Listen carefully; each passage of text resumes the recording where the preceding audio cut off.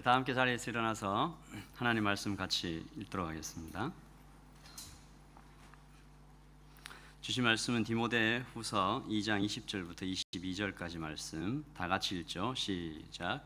큰 집에는 금그릇과 은그릇뿐 아니라 나무그릇과 질그릇도 있어 귀하게 쓰는 것도 있고 천하게 쓰는 것도 있나니 그러므로 누구든지 이런 것에서 자기를 깨끗하게 하면 귀히 쓰는 그릇이 되어 거룩하고 주인의 쓰심에 합당하며 모든 선한 일에 준비함이 되리라. 또한 너는 청년의 정욕을 피하고 주를 깨끗한 마음으로 부르는 자들과 함께 의와 믿음과 사랑과 화평을 따르라. 아멘. 자리에 앉으시고요. 사도 바울은 디모데에게 집 얘기를 합니다. 큰 집이 있는데 그릇이 있고 뭐 금그릇 있고 은그릇 있고 집 얘기 아니죠. 그런 얘기 아닙니다. 어떤 그릇은 귀하게 쓰고 어떤 것은 천하게 쓴다 이런 얘기도 하는데 이 이야기는 교회 이야기입니다. 큰 집은 교회를 뜻하고 그릇은 그 교회 안에 있는 여러 가지 종류의 이제 사람들을 뜻하는 거죠. 오늘 말씀에 20절에 보시면 귀하게 쓰는 것도 있고 천하게 쓰는 것도 있다 이렇게 되어 있는데 여기서 천하게라는 것은 이렇게 정말 더럽게 이런 뜻이 아니고 평범하게라는 뜻입니다. 이 화면에 나와 있는 NRSV 성경에서 이해하기 쉽게 좀 번역이 되어 있죠. Some for special use, some for ordinary. 평범하게 쓴다 이런 얘기입니다. 그러니까 이 큰 집, 즉 교회 안에 있는 여러 종류의 성도들 가운데 어떤 성도는 금 같은 사람이 있고 어떤 성도는 나무나 질그릇같이 평범하게 쓰이는 사람이 있다라는 얘기입니다. 그러니까 어떤 사람은 하나님 나라에서 귀하게 쓰임받고 어떤 사람은 평범하게 쓰임받는다. 어떤 사람 되고 싶으세요? 귀하게 쓰임받는 금 같은 사람 되고 싶습니까? 아니면 그냥 평범하게? 어떤 사람 이렇게 얘기하는 사람도 있을 거예요. 나는 그냥 평범하게 안 튀게 그냥 살기를 원한다. 그런 차원의 이야기가 아닙니다. 그렇다면 과연 어떤 사람이 주께서 얘기하시는 그 금 같은 귀하게 쓰임 받는 사람이 될까? 과연 어떤 조건이 있어야 될까? 성공한 사람일까? 잘생기고 키 큰 사람일까? 성경은 그런 얘기를 하고 있는 것이 아니죠. 우리는 다 알고 있습니다. 어떤 사람이 교회에서 하나님의 나라에서 귀하게 쓰임 받는 사람인지 우리는 어느 정도 정확하게 단어로 얘기할 수 없을지도 모르지만 대충 알아요. 어떤 사람이 하나님의 나라에서 귀하게 쓰임 받나 우리는 다 알고 있습니다. 그것을 몰라서 성도들 가운데 또한 그것을 몰라서 세상 가운데서 승리하지 못하는 인생을 사는 사람 없을 거예요. 다 알아요. 머리로는 다 알지만 그것이 가슴으로 내려오고 손발이 움직일 만큼 진짜로 알지는 못하는 것 같아요. 제가 최근에 이런 이야기를 들었습니다. 어떤 목사님이 제가 잘 아는 어떤 목사님인데 그 목사님의 자녀가 이제 시험을 치고 성적표를 집에 가지고 왔어요. NCAA 아시죠? 쳐보신 분이 있을 텐데 여기서 그 성적표를 이렇게 받아봤는데 아들 성적표에 A가 굉장히 많은 거예요. 그래서 너무 기뻐했대요. 이 아버지가. 야, A가 많구나. 이 아는 사람만 웃는 거예요. 나중에 그걸 알고 보니 그게 아니었어요. 그리고 나서 이제 부부가 앉아서 이것에 대해서 막 굉장히 심각하게 생각을 하고 도대체 어떻게 된 거냐? 나는 내가 학교 다닐 때는 내 성적표에는 다 수였다. 다 잘했. 이런 얘기들을 하면서 아주 심각하게 이야기를 하다가 갑자기 그 목사님의 마음에 이런 반성이 들더래요. 나는 내 아들이 하나님을 잘 모를 때, 성경을 잘 안 읽을 때, 주님에 대해서 깊은 그 묵상이 없을 때 이토록 심각하게 생각을 해봤나? 그런 얘기를 하면서 그 목사님이 아주 깊은 반성을 했다라는 얘기를 들었습니다. 여러분 어떤가요? 우리 머리로는 다 알지만 실제로 우리가 그것을 살아내는 것은 참 거리가 있는 것 같습니다. 오늘 말씀에 보면 어떻게 하면 귀한 그릇, 어떻게 하면 금 같은 그릇, 그렇게 하나님의 나라에 귀하게 쓰임받는 사람이 되는가라는 질문을 던지시고 굉장히 간단하고 단순한 한 얘기를 하십니다. 뭡니까? 깨끗함. 너무 단순해요. 한 가지 조건만 요구해요.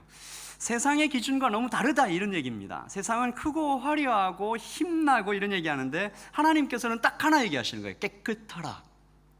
깨끗한 그릇이 귀하다. 너무 단순한 얘기인데 또한 너무 깊은 이야기입니다. 이 말씀을 우리에게 깊은 생각에 잠기게 합니다. 세상의 생각과 하나님의 생각은 얼마나 다른가? 내 생각과 하나님 생각은 얼마나 다른가?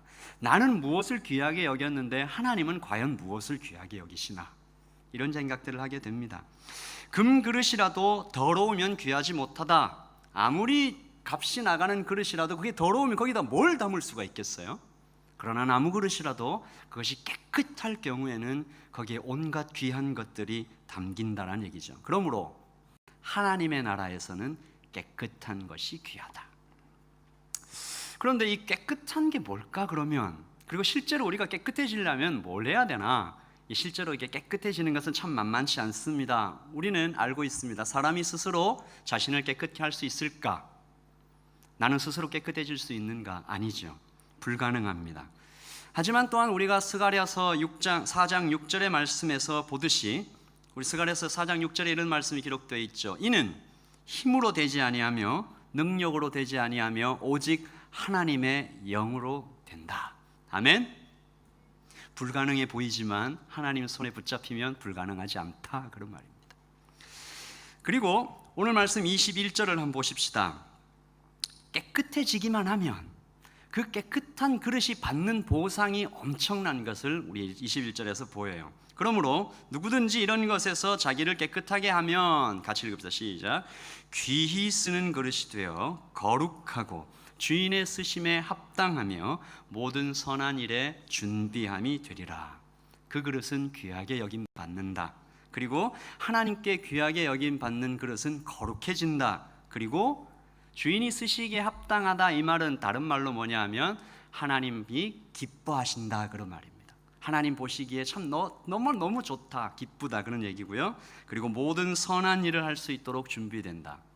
이것을 하나하나 우리가 찾아갈 수도 있겠지만 여러분 그냥 단순하게 생각을 해보세요. 성도로, 한 사람의 인간으로 태어나서 주님께 구원을 받고 성도로 살아가는 우리에게 과연 이보다 더 큰 축복이 있을까? 거룩해지고 하나님이 보시기에 기뻐하시고, 그리고 어떤 한 일을 맡기시는데 그 선한 일을 하도록 이 사람을 준비시켜 가신다. 다시 말하면 내가 너를 통해서 세상을 변화시키겠다, 이 말을 하시는 것입니다.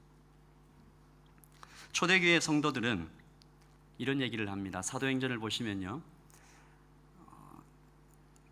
초대교회 성도들이 예수님 믿는다고 그 유대인들한테 끌려가서 매를 맞고 이렇게 쫓겨나요. 그 법정에서 쫓겨나는데 이 초대교회 성도들이 무슨 얘기를 하는가 하면, 주의 이름 때문에 모욕받고 고난받는 것에 합당한 자로 그렇게 여겨지는 것을 감격한다, 그런 얘기가 나와요. 무슨 얘기인지 아시겠어요? 초대교회 성도들은 주님의 이름 때문에 고난받는 것을 큰 축복으로 여겼어요.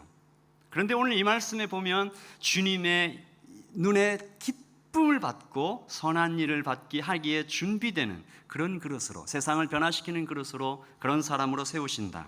나를 통해 뉴질랜드를 변화시키기 원하신다. 우리가 이런 축복을 받기 원합니다.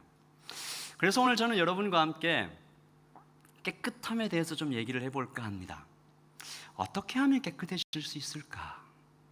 말씀은 또한 깨끗함에 대해서도 단순하게 얘기하셨듯이 어떻게 깨끗하게 되는가에 대해서도 굉장히 단순하게 이야기를 하십니다. 말씀 22절을 같이 보죠. 자, 같이 읽어봅시다. 시작. 또는 너는 청년의 정욕을 피하고 주를 깨끗한 마음으로 부르는 자들과 함께 의와 믿음과 사랑과 화평을 따르라. 아주 단순하게 얘기하면 피하고 따르라. 깨끗하게 되려면 피하고 따르면 된다. 뭘 피하고? 청년의 정욕을 피하고 뭘 따르라? 의와 믿음과 사랑과 화평을 주를 깨끗한 마음으로 부르는 사람들과 함께 따르라, 이런 얘기를 하시는 거죠. 그래서 우리 무엇을 피하고 무엇을 따라야 될 좀 구체적으로 좀 보기를 원하는데, 먼저 피해야 할 것입니다. 나를 무너뜨리는 것, 청년들을 더럽게 하는 것, 교회를 더럽게 하는 것, 피해야 할 것, 과연 무엇인가? 청년의 정욕이죠. 이 육체의 욕심을 얘기하는데요, 저는 이것을 두 가지로 좀 나누어 봤습니다. 첫 번째는 성적인 욕구, sexual desire를 얘기하는 거죠. 그리고 하나는 지적인 교만, arrogance, 이게 교만하는 겁니다. 여기서 여러분이 좀 오해하지 마셔야 될 것은 이 지적인 추구, 내가 정말 지식을 쌓고 싶다라는 이 추구는 악한 것이 아닙니다. 이건 좋은 것이죠. 그리고 성적인 욕구 이 자체는 악한 것이 아니에요. 이런 것이 하나님께서 우리에게 심어놓으신 것인데, 이것이 주님의 손을 떠나 삐뚤어지면 굉장히 위험한 것이 되는 것이죠. 이 삐뚤어진 성적인 욕구와 삐뚤어진 지적인 교만은 둘 다 육체의 욕심입니다. 하나는 육체고 하나는 정신인데 왜 둘 다 육체죠? 둘 다 서로 떨어져 있는 것 같지만 굉장히 닮아 있어요. 어디서로부터 온 것이다? 다 하나님께로부터 온 것이 아니고 육체를 따라왔다. 즉 사탄으로부터 왔다, 이 말입니다. 공통점이 많이 있죠. 둘 다 타락한 인간의 죄성에서 나왔고, 둘 다 하나님을 대적하고, 둘 다 청년들을 더럽게 하는 것이고, 둘 다 참 고치기 어려운 것들이에요. 최근에는 이 두 가지가 죄가 아니다라는 그런 성향까지 있어요. 무슨 얘기인가 하면, 이 성적으로 어떤 욕구가 충만하고 어떤 성적인 매력이 강하고 이런 것들을 자꾸 이렇게 높이는 세상처럼 돼가고 있다, 이런 말입니다. NIV 성경은 이 부분에 대해서 free the evil desire of youth, 여기서부터 이 청년의 이 악한 정욕에서부터 도망쳐라라고까지 얘기를 합니다. 악한 욕심에서 도망치라. 마치 요셉이 그 보디발의 아내한테 유혹을 받았을 때 겉옷을 버려놓고 냅다 도망친 것처럼 그렇게 도망치라는 얘기죠. 결코 가볍게 볼 것이 아니다. 나는, 여러분 중 이런 생각하시면 안 돼요. 나는 성적인 욕구에서 자유해. 나는 무성욕자야. 그런 사람이 있는 것이 아니에요. 그리고 나는 지적인 욕구에서 그런 교만에서 자유해.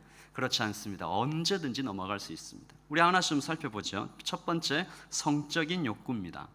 사도 바울은 이 청년의 정욕을 피하라라는 말씀을 주신 것과 동시에 디모데 전서와 디모데 후서에서 몇 가지 지침들을 주고 있는데, 디모데 전서 5장과 2장에 남자와 여자에게 각각 이 성적인 욕구에 대해서 지침을 주고 있습니다.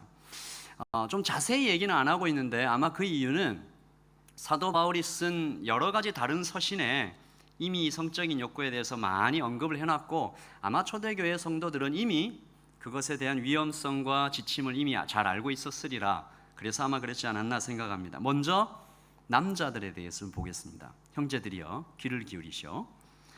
디모데에게 주신 말씀이죠. 모든 남자들에게 들어야 할 말씀입니다. 디모데전서 5장 2절입니다. 같이 읽읍시다. 시작. 나이 많은 여자에게는 어머니를 대하듯, 나이 어린 여자는 여동생을 대하듯 순수하고 깨끗한 마음으로 그들을 대하십시오. 제가 말씀을 준비하면서 좀 특이한 걸 발견했는데, 아마도 사도 바울은 이 2000년 전에 그 시대에는 남자와 여자에게 따로따로 말씀을 줬어야 하는데요, 요즘은 형제나 자매나 이게 똑같이 해당되는 것 같아요. 이렇게 해석해도 맞아요. 나이 많은 남자에게는 아버지를 대하듯, 나이 어린 남자는 남동생을 대하듯 순수하고 깨끗한 마음으로 그들을 대하십시오. 요즘 자매들도 똑같이 들어야 될 말씀이 아닌가. 남동생을 대하듯 깨끗하고 순수한 마음으로 나이 어린 형제들을 대하시기 바랍니다. 아멘. 대답을 하세요. 하나님의 공동체 안에서 서로를 성적인 욕심의 대상으로 보지 않도록 조심하고 또 조심해라. 성경은 이 이야기를 하고 있습니다. 예나 지금이나 특별히 청년들 모이는 곳에 성적인 유혹은 굉장히 쉽게 찾아오기 마련이죠. 작년까지만 해도 저희 마하나임 청년부 공동체는 좀 어린 친구들은 남자 따로 여자 따로 이렇게 목장 모임을 해오고 있었습니다. 아주 멀고 먼 옛날에는 청년부가 처음 생겼을 때는 청년부가 남녀 따로 모이지 않았어요. 그런데 어느 날 그 사건이 일어난 거죠. 어느 날 성숙하지 못한 몇몇 남녀 청년이 넘지 말아야 할 선을 넘는 일이 생긴 겁니다. 구체적인 것은 얘기를 하지 않겠습니다. 그래서 그 이후에 사고 예방 차원에서 나누게 된 겁니다. 그러다가 이제 올해부터 이제 2월 달부터 남자와 여자, 형과 누나, 언니와 동생 모두 구분 없이 한 목장으로 재배치돼서 시작하게 됩니다. 그것은 이제 여러분들이 예수님 안에서 많이 성숙되었고 교회 공동체가 모든 부분에서 하나 되어야 한다는 생각이 들었기 때문입니다. 여러분이 이제는 좀 말씀 안에서 이제 어느 정도 좀 성숙된 사람들이 많지 않는가, 그런 믿음이 있기 때문이고, 또 하나는 교회 공동체가 이제는 다 연령과 성별과 모든 것을 떠나 하나가 되어야 된다라는 생각이 들었기 때문이죠. 그러나 바로 이때가 오히려 더욱 조심하고 조심해야 될 때가 아닌가라는 생각이 듭니다. 사탄은 교회가 힘차게 일어서서 세상을 변화시키려고 할 때 더욱 강하게 방해를 할 것이기 때문입니다. 그러므로 여러분들 조심하십시오. 사탄에게 틈을 주지 마십시오. 목장에서 언제나 말씀이 기준이 되게 하십시오. 성령의 인도를 받으시기 바랍니다. 목장은 말씀을 나누고 예수님을 닮아가기 위해 서로를 세워주는 것입니다. 여러분이 이해하기 쉽고 외우기 쉽게 이렇게 얘기를 하겠습니다. 4W라고 얘기를 합니다. Welcome, Worship, Word, Walk. 목장 안에서 이루어져야 할 네 가지입니다. 교제하고 예배하고 말씀을 나누고 전도하는 것입니다. 이 워크에는 전도뿐만이 아니라 여러 가지 일이 다 포함이 될 텐데, 물론 목장이 친밀함을 가지기 위해서 교제하는 것 좋은 일입니다. 그러나 이 교제가 여러분 목장 모임의 주 목적이 되고 주된 행동이 되고 거의 모든 목장 모임이 이렇게 흐른다, 그때부터 위험한 거예요.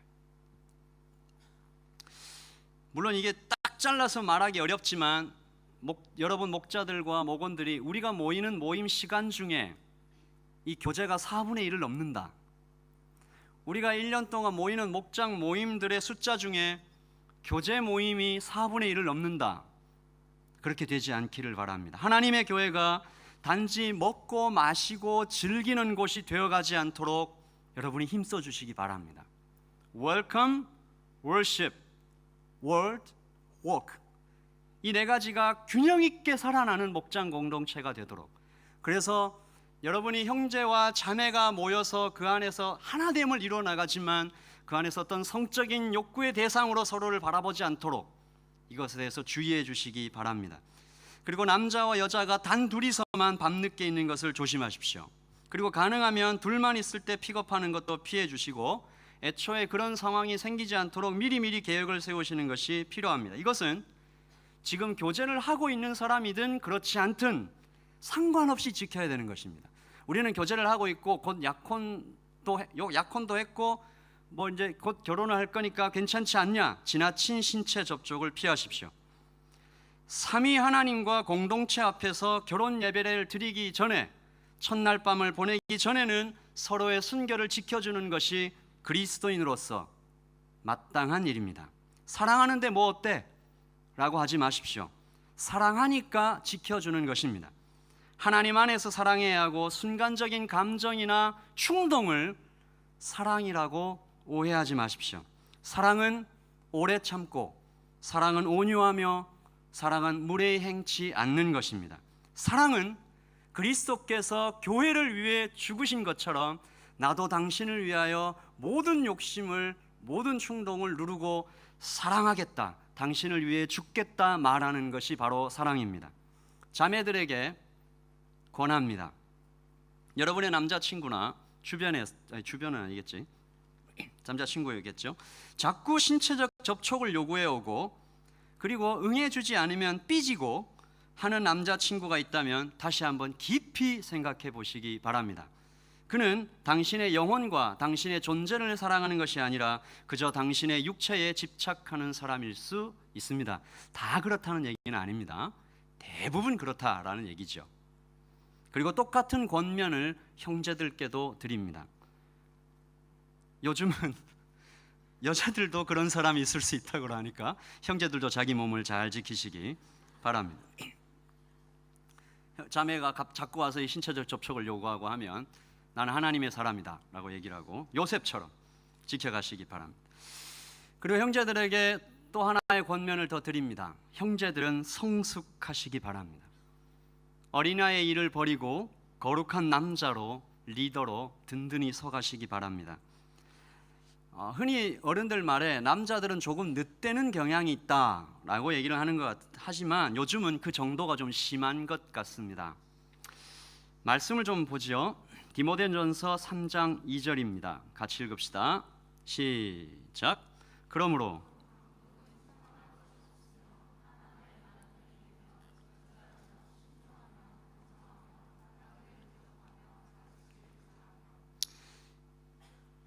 책망할 것이 없으며 한 아내의 남편이 되면 여러 가지 다른 해석이 있을 수 있지만 한 아내의 남편, 리더, 절제하며 신중하며 단정하며, 이것이 한 남자를 교회에서 리더로 세울 때 최소한으로 요구했던 조건입니다. 주께서 주신 아내에게, 주께서 주신 가정에게 책임 있는 사람으로 서라. 4절과 5절을 좀 보죠. 시작. 자기 집을 잘 다스려 자녀들로 모든 공손함으로 복종하게 하는 자라야 할지며, 사람이 자기 집을 다스릴 줄 알지 못하면 어찌 하나님의 교회를 돌보리요. 자녀들이 와, 우리 아버지 존경하며 따를 수 있도록 하는 그런 아버지가 되라. 아내에게도 존경받는 남편이 되라. 여러분은 그 준비가 돼 있습니까? 모든 형제들에게 묻습니다. 나이가 어리든 많든 여러분은 한 가정을, 한 아내를, 한 여인을 말씀으로 그렇게 먹이고 그렇게 한 가정을 세워나갈 준비를 하고 계십니까? 한 가정의 제사장으로서 자녀들의 머리에 손을 얹고 기도할 때 자녀들이 기쁨으로 순종하며 여러분의 기도를 받을 것 같습니까? 아니면 에이, 아빠 왜 안 하던 짓을 하고 그래, 이런 얘기를 들을 것 같습니까? 제가 최근에 좋은 아빠 증명서를 받았습니다. 제 아들에게. 이 자랑을 좀 해야 되는데 그 말은 다 기억이 안 나지만 제 아들이 저에게 responsible, 그 다음 건 기억이 잘 안 나네. 또 하여튼 제일 마지막엔 handsome 뭐 이런 거였는데 그 마음이 얼마나 기쁜지 모르겠어요. 여러분들도 여러분의 자녀에게 그런 존경받는 아빠가 자랑인 것 같은데 그렇게 되기를 바라요. 형제들 눈을 똑바로 떠요. 허리를 딱 세우고 교회에 막 쪼리 같은 거 싣고 오지 말고 말씀 앞에 진지하고, 어머니가 될 자매들도 마찬가지입니다. 영적인 리더십을 키워나가십시오. 그리고 남편을 아름답게 세워갈 돕는 배필로 준비해 나가셔야 됩니다. 자, 이제 여자들에 대해서 조금 한 번 더 얘기를 해보죠. 청년의 정욕에 대해서 한 가지만 더 말씀을 볼 텐데요. 디모데전서 2장 9절입니다. 여자들에게 특별히 얘기했는데 아까 말씀드렸던 것처럼 요즘은 남자들에게도 똑같이 해당되는 것 같아요. 남자들도 막 화장하고 그러죠. 자, 시작. 또 이와 같이 여자들도 단정하게 옷을 입으며 소박함과 정절로서 자신을 단장하고 따은 머리와 금이나 진주로 값진 옷으로 하지 말고 오직 선행으로 하기를 원하노라. 이것이 하나님을 경외한다 하는 자들에게 마땅한 것이니라. 이것이 하나님을 경외한다고 하는 남자와 여자에게 마땅한 것이다. 단정하게 옷을 입으라. 지나치게 합진 옷이나 화려하게 꾸미지 마라. 그렇게 교회 오는데 1시간 동안 화장해서 예배 늦고 그러지 마라. 말씀이 그렇게 나오지 않지만 여인은 그런 것이 아니라 선한 행실로, 즉 성품으로 하나님을 향한 그 마음으로 꾸며지는 것이다. 이것이 하나님을 경외하는 사람에게 마땅한 것이다. 최근에 한국에서는 성형 바람에서 성형 열풍, 이제는 태풍과 쓰나미 동반에 휩쓸고 지나간 그런 형편인데, 성형이 죄는 아니죠. 좋은 옷, 가방, 좋은 화장품 사고 쓰고 싶은 것이 사람들의 자연스러운 반응은 맞습니다. 그런데 여러분 동의하시죠? 지나칩니다. 요즘의 세태는 너무 지나쳐요. 예배 드리러 올 때 하나님과 공동체 앞에서 단정하게 옷을 입으십시오. 똑바로 앉고. 이것이 너무 지나쳐요. 예배를 방해할 만큼 우리가 옷에 신경을 쓴다, 지나친 거예요. 지나친 노출이나 화려한 옷은 사람들의 시선을 끌게 되죠. 그리고 예배에 집중하지 못하게 합니다. 그리고 이것은 또 반대로 너무 초라하게 입으라 그런 뜻이 아닙니다. 대충 입으라 이런 뜻이 아니에요. 이건 자매들한테 별로 해당이 안 되고, 형제들 대충 입으라는 얘기 아니에요. 그러니까 형제들이 집에서 일어나서 교회까지 오는데 운전 시간 빼고 한 5분 10분밖에 안 걸린다. 일어나자마자 왔다. 이것은요, 예배 드릴 때 어떤 옷을 입고 어떤 마음으로 올까 고민하라, 그런 얘기입니다. 내가 하나님 앞에 설 때, 그리고 회중과 함께 예배 드릴 때 교회의 덕을 세우는데 어떤 옷차림이 좋을까? 그런 의미에서 너무 화려하고 노출이 심한 옷차림도, 또 너무 성의 없는 옷차림도 피해야 할 것입니다. 육체와 마음이 연결되어 있으니까 마음에서 옷차림이 나오고, 옷차림은 마음을 만들어가는 것이죠. 그러므로 사랑하는 청년 여러분, 마하나임 청년 공동체가 깨끗한 그릇이 될 수 있도록 이 성적인 욕구, 이것이 청년 공동체 안에서 하나님 안에서 잘 건강에 다뤄질 수 있도록 여러분이 주의해 주시기 바랍니다. 오해는 하지 마세요. 아까도 얘기했지만 도무지 형제나 자매를 만나지 말고 무성욕자처럼 그렇게 지내라, 그런 얘기 아닙니다.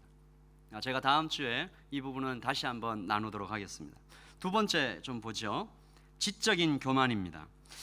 사실 많은 신학자들이 청년의 정욕을 피하라 라고 얘기할 때 이 정욕을 성적인 욕구보다는 이 지적인 교만으로 더 많이 얘기를 해요. 이건 어떤 것들인가 하면 자기 주장하고, 다투고, 방종, 오만, 고집 피우고. 그래서 이어지는 그 말씀에 이렇게 기록이 되어 있죠. 설명을 하면서 23절입니다. 시작. 어리석고 무식한 변론을 버리라. 이에서 다툼이 나는 줄 알미라. 뭐가 어리석고 뭐가 무식한 변론일까요? 당시 유대인 사회는 이렇게 토론하는 걸 굉장히 좋아했던 그런 사회였어요. 그 물결이 나중에 19세기 종교개혁 전에 그 유럽 사회에도 이렇게 퍼져가지고, 옛날에 제가 말씀 가운데 그런 얘기했죠. 쓸데없는 걸로 고민하고 쓸데없는 걸로 막 싸우고 그랬는데 별 얘기를 다 했어요. 바늘 끝에 천사가 몇 마리, 자기가 얘기할 때마다 항상 뭐라고 얘기했죠? 몇 천사, 바늘 끝에 몇 천사가 올라 있을 수 있어, 이런 거 가지고 토론하고 그랬다고요. 아무 쓸데없는 걸. 당시에 사회는 그렇게 막 지식을 추구하고 내 논리로 저 사람 논리를 깨부수고 뭐 이런 것들 막 하면서 재미있게 그렇게 지내는 거 좋아했어요. 그래서 특히 영지주의라는 이단이 당시 그 초대 기독교를 완전히 이렇게 힘들게 많이 했는데, 영지주의, 그러니까 영적인 지식, 그 영지라 그래요. 영지버섯 아니고. 영지주의라는 이단은 오직 정신만이 귀하다, 육체는 천하다, 악하다, 의미 없다. 들어보니까 좀 좋은 얘기 같죠? 괜찮은 얘기 같지 않아요? 지식, 영혼은 귀하다, 육체는 악하다, 의미 없다. 사람들이 많이 쏘아 넘어갔다고. 이게 어디로 갔느냐? 예수 그리스도께서 육체로 세상에 오시지 않았다. 예수님께서, 그 거룩하신 하나님께서 어떻게 육체로 오냐 뭐 이래가지고 교회를 아주 힘들게 했는데, 이 영적인 지식을 이게 소유해야 구원에 이른다 라고 하면서 다음과 같이 주장했습니다. 영지주의의 주장을 한번 봅시다. 하나님은 이름이나 설명을 초월하는 신명과 치목임의 절대자임의 프레로마, 즉 빛의 영역을 형성하는 선한 영들의 원천인데, 사람의 무의식적인 자아는 신성과 중약하고 끝에 그것은 오히려 자아의 신비에 대한 직관이다. 무슨 말인지 알겠습니까? 저는 이게 한국말인데 전혀 한국말인지 이해가 안 되는 관념적이란 얘기입니다. 이 빨리 치워주세요. 이거 무슨 말인지 자기도 모르는, 사도 바울이 그런 얘기했죠. 자기도 지금 무슨 말인지 알지 못한다. 알 수 없는 신에게 경배를 드리는 사람들. 사도 바울은 이렇게 얘기한 겁니다. 이처럼 관념적인 지식을 서로 뽐내며 생명 없는 토론을 일삼는 무리들에게 어리석고 무식한 변론을 버리라. 이것이 왜 위험한지 아십니까? 이것이 단지 지적인 교만에 그치지 않을 수 있기 때문입니다. 그걸로 끝나는 게 아니에요. 2장 16절 보시죠. 망령되고 헛된 말을 버리라. 그들은 경건하지 아니하며 점점 나아가느니 그들의 말은 악성 종량이 퍼져나간 것 같은데 그 중에 후메네오와 빌레도가 있느니라. 경건하지 아니하며 점점 나아간다. 어디까지 가겠어요? 멸망한다는 얘기죠. 지적인 교만으로 가득 차 있는 사람에게 끝이 분명하다라는 얘기입니다. 청년들이 특별히 이것을 조심해야 됩니다. 하나님을 나의 지식 안에 가두고 싶어하는 것입니다. 내가 이해하는 하나님으로 추락시키고 싶어합니다. 그는 겉으로 하나님의 이름을 입에 담고는 있지만 실제로는 전혀 하나님을 경외하지 않습니다. 하나님은 그에게 결코 타자가 아니며 그에게 하나님은 단지 사용하기 쉬운 칼에 불과하고 동전을 넣으면 음료수를 꺼내주는 자동 판매기입니다. 숫자를 두드리면 답을 꺼내주는 계산기에 불과하다는 얘기죠. 신비도 없고 엎드림도 없고 아주 많은 사람들이 이 교만에 빠져 이단이 됐습니다. 하나님을 합리적으로 설명하고 싶은 거예요.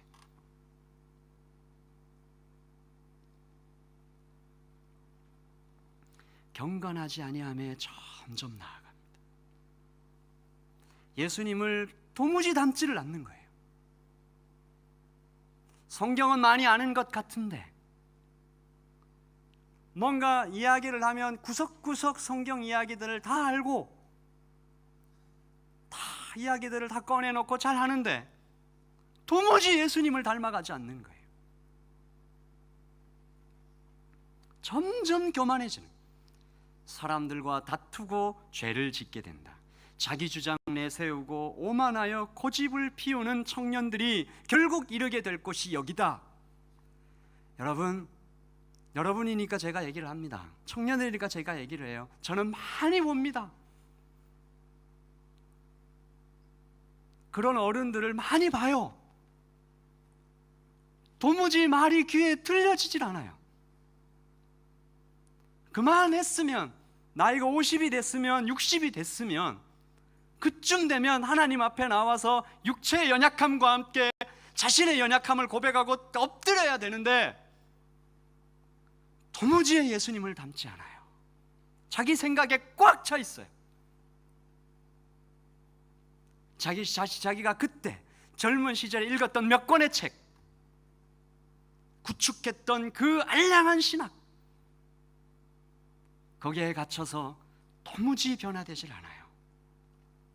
언젠가 코스타에서 박대영 목사님의 간증을 들은 적이 있습니다.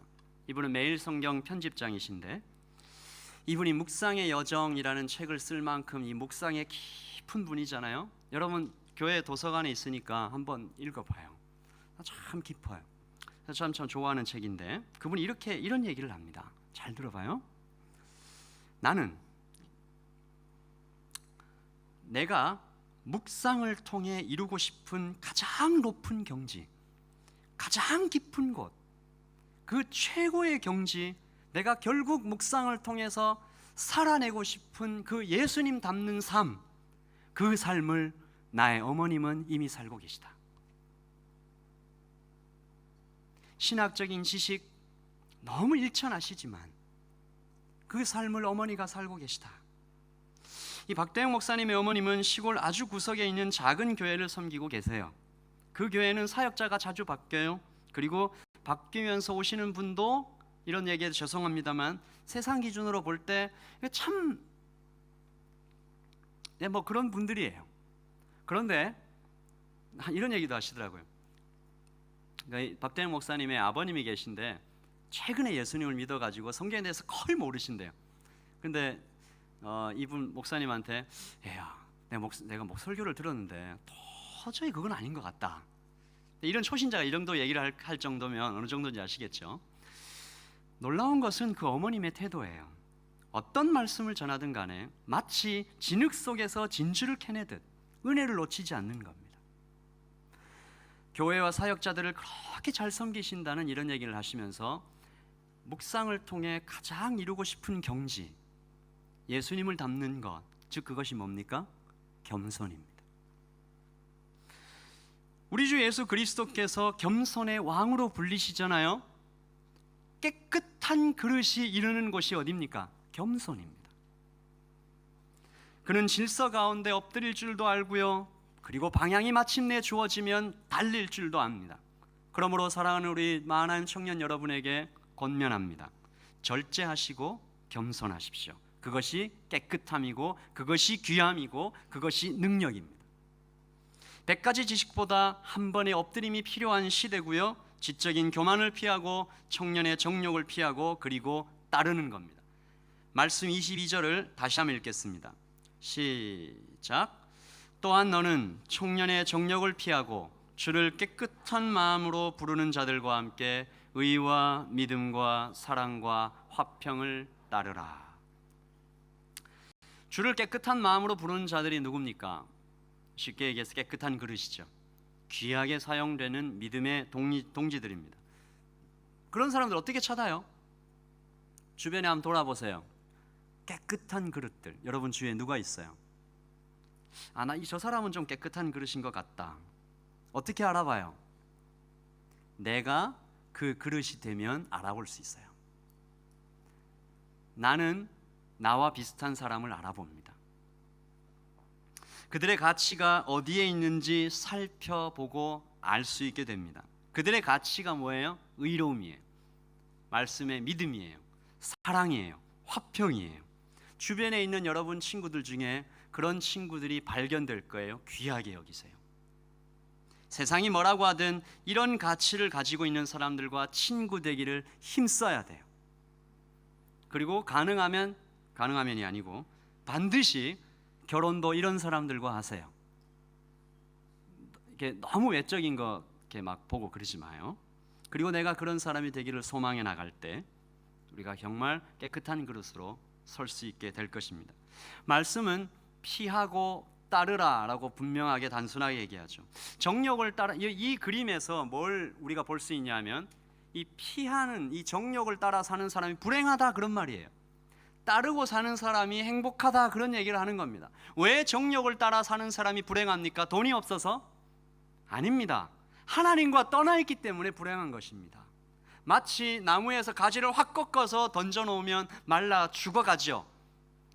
그래서 불행한 겁니다. 하나님과 분리된 삶. 왜 따르면 행복합니까? 하나님 안에 있기 때문에, 하나님과 연결되어 있기 때문에 행복한 것입니다. 믿어주시니까 우리가 하나님을 아는 기쁨에 사로잡히는 겁니다. 사랑과 평화가 가득 차는 행복을 누리는 거죠. C.S. 루이스는 그의 책 영광의 무게에서 이렇게 말했습니다. 인간의 문제는 너무 많이 기쁨을 누리는 것이 아니라 너무 적게 기쁨을 누리는 데 있다. 무슨 얘기예요? 하나님을 아는 기쁨이 그만큼 놀랍다라는 것입니다.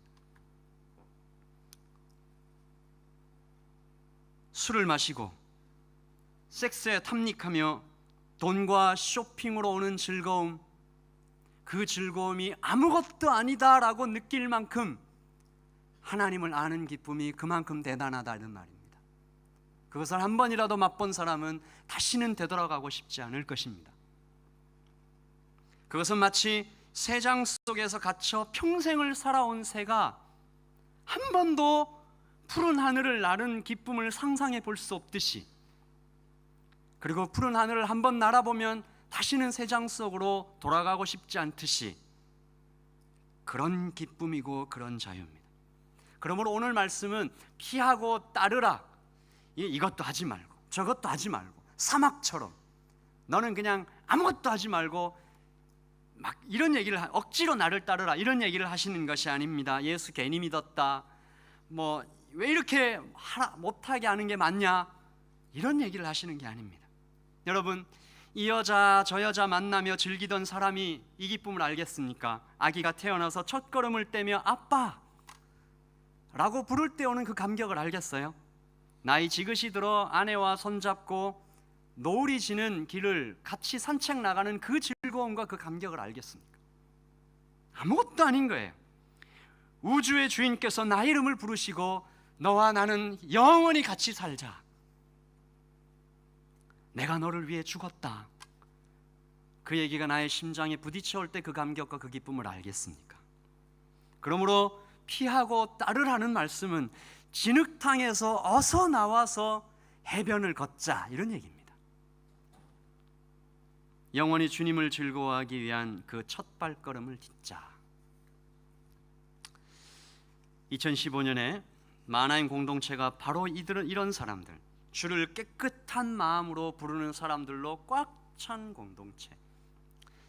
그래서 거룩하고 주님이 쓰시기에 너무 합당하고 주님께서 기뻐하시는 그런 공동체가 되기를 소망합니다. 그래서 여러분을 통해서 주님께서 이 땅을 변화시키실 것을 기대하고 또한 소망합니다.